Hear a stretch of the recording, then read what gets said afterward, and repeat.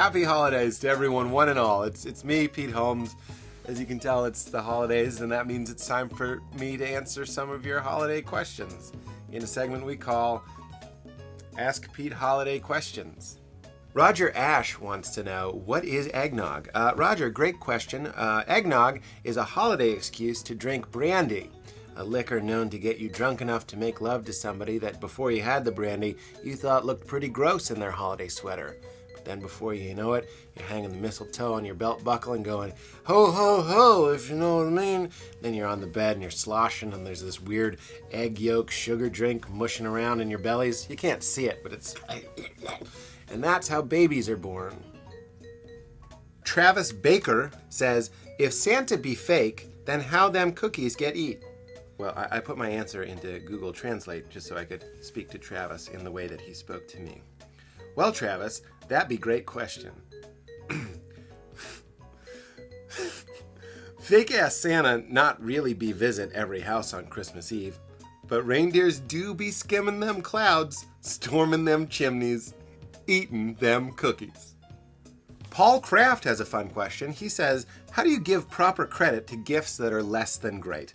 I've never had a good poker face. Am I just dicked? No, Paul, you're not just dicked. It's the holidays. Here's a way to get around that.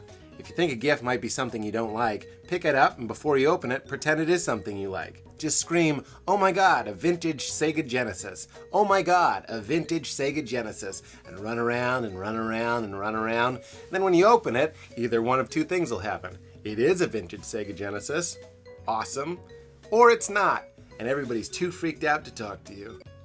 Thomas Morrison wants to know who would win in an arm wrestling competition, Santa Claus or Jesus? Who could win? Jesus. Who would win? Santa. Why? 'Cause Jesus cool like that.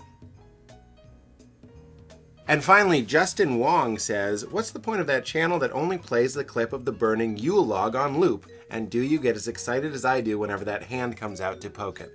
Well, Justin, I'll tell you a little something about show business in Hollywood because I'm in show business and live in Hollywood.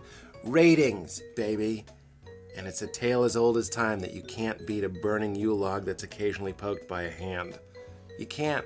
It's like Dancing with the Stars, America's Sexiest Person, and pornography looped into one majestic burning log.